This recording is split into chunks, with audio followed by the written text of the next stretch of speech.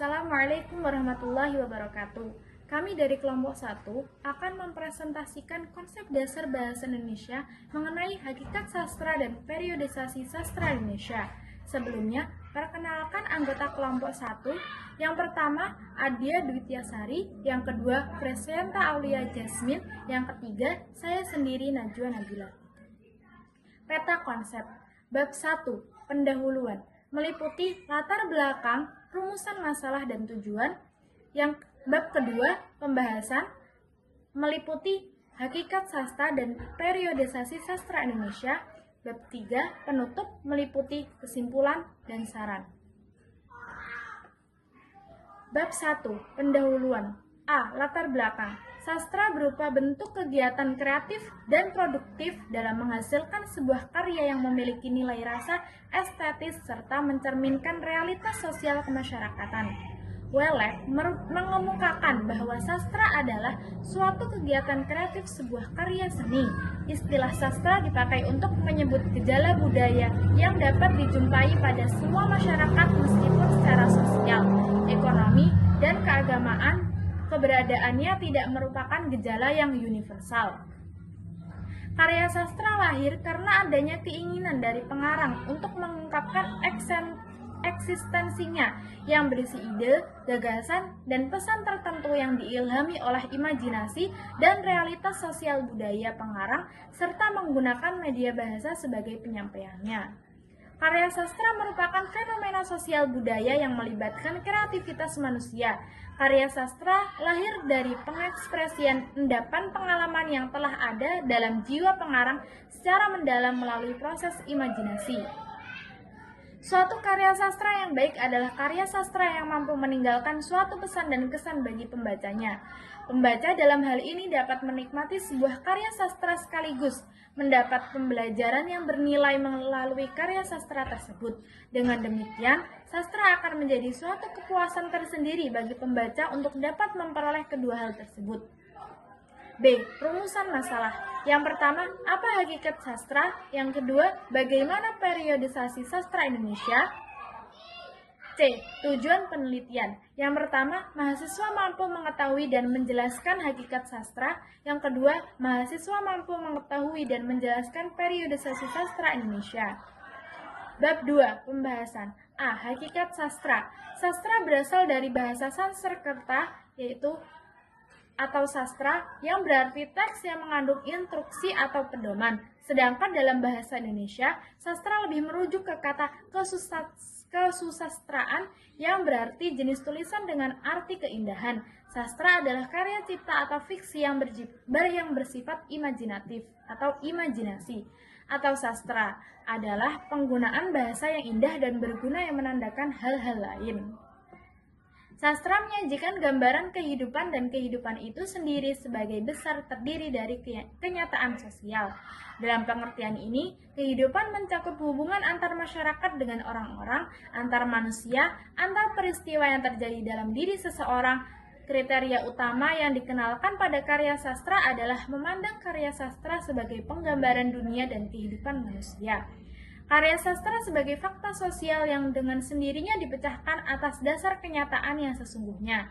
Sastra adalah pengungkapan realitas kehidupan masyarakat secara hayal atau secara fiksi. Dalam hal ini, sastra memang representasi dari cerminan masyarakat. Herder menjelaskan bahwa karya sastra dipengaruhi oleh lingkungannya, maka karya sastra merupakan ekspresi zamannya sendiri, sehingga ada hubungan sebab akibat antara karya sastra dengan situasi sosial di mana karya itu dilahirkan. Hakikat sastra menurut para ahli. Yang pertama menurut Stardi Djoko Darmono. Sastra adalah bahasa yang dipilih dan dibentuk sedemikian rupa sehingga menimbulkan efek estetis dan emosional bagi pembacanya. Sastra tidak hanya menyampaikan makna, tetapi juga pengalaman batin melalui struktur dan pemilihan bahasa yang khas. Yang kedua, menurut Damai Nasution, sastra merupakan representasi imajinatif realitas sosial yang tidak hanya mencerminkan kenyataan, tetapi juga menafsirkannya. Sastra memuat kritik dan refleksi terhadap kondisi masyarakat, bukan sekedar cermin pasif. Yang ketiga, menurut Farouk, sastra adalah bentuk komunikasi budaya yang merespon wacana dominan melalui penciptaan makna alternatif. Hakikat sastra dipandang sebagai praktek budaya yang aktif dan politis. Yang keempat, menurut Budi Dharma, sastra sejati adalah yang mengunggah kesadaran kemanusiaan, bukan hanya enaknya dibaca, menekankan fungsi moral dan humanistik dari sastra. Yang kelima, menurut Priyatni, sastra adalah pengungkapan realitas kehidupan masyarakat secara imajiner atau fiksi. Yang B, periodisasi sastra Indonesia. Yang pertama, periodisasi sastra menurut H.B. Jasin adalah yang pertama, sejarah Melayu lama. Itu abad ke-20. Ciri-cirinya sebagai berikut. Karya anonim, bersifat istana sentris dan menggunakan bahasa Melayu klasik. Contohnya seperti Hikayat Hang Tuah, Hikayat Mahabharata. Yang B, angkatan 33 atau disebut dengan Pujangga Baru. Periodisasi sastra menurut Buyung Saleh adalah yang pertama, sebelum tahun 20-an. Yang kedua, antara tahun 20-an hingga tahun 1933. Yang ketiga, tahun 1933 hingga Mei 1942. Yang keempat, Mei di tahun 1942 hingga kini 1956. Periodisasi sastra menurut Nugroho Noto Susanto adalah yang pertama ada sastra Melayu, yang kedua sastra Indonesia modern. Masa kebangkitannya itu di tahun 1920 hingga 1945. Periode 20, periode 30, dan periode 42. Masa perkembangan itu di tahun 1945 hingga sekarang.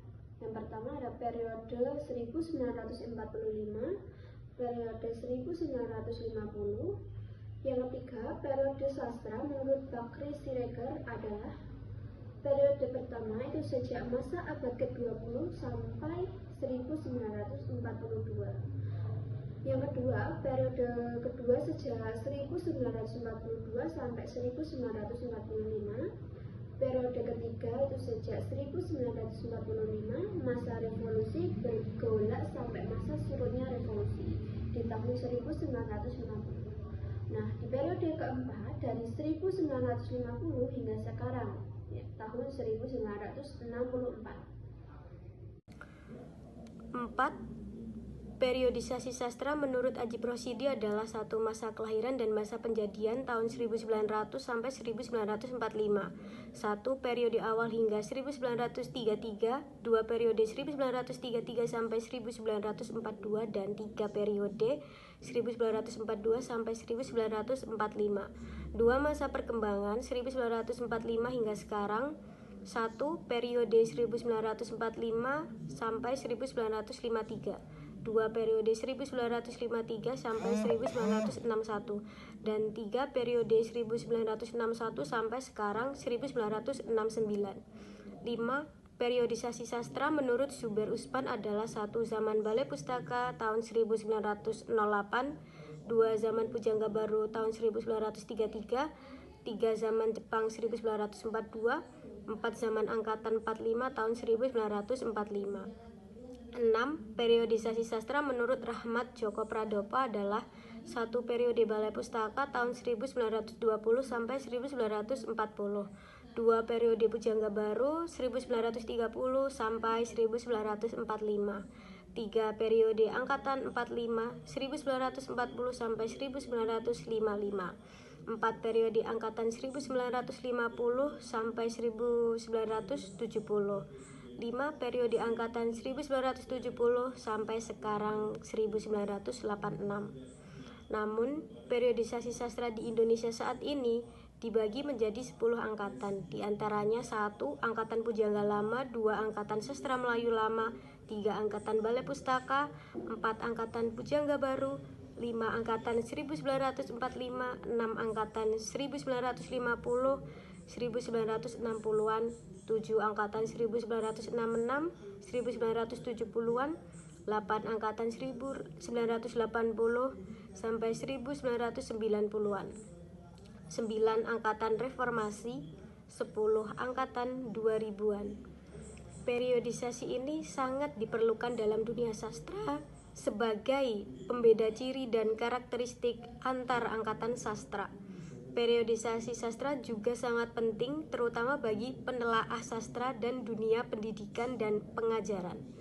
Karena dengan adanya periodisasi ini, kita dapat mengetahui perkembangan sastra dari masa ke masa, serta aliran corak, ciri, dan karakteristik di tiap-tiap angkatan sastra yang pasti berbeda-beda. Kesimpulan, sastra adalah ekspresi estetis yang mencerminkan pengalaman, budaya, dan emosi manusia, serta terus berkembang sesuai zaman dan kondisi sosial. Para ahli menekankan pentingnya periodisasi untuk memahami perubahan dalam norma, gaya, dan isi karya sastra.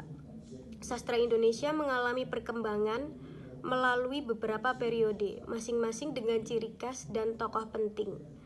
Pemahaman yang mendalam tentang sastra diperoleh melalui sumber dan rujukan teoritis serta historis yang relevan. Sekian presentasi dari kelompok 1. Mohon maaf bila ada kesalahan kata. Wabillahi taufik wal hidayah. Wassalamualaikum warahmatullahi wabarakatuh.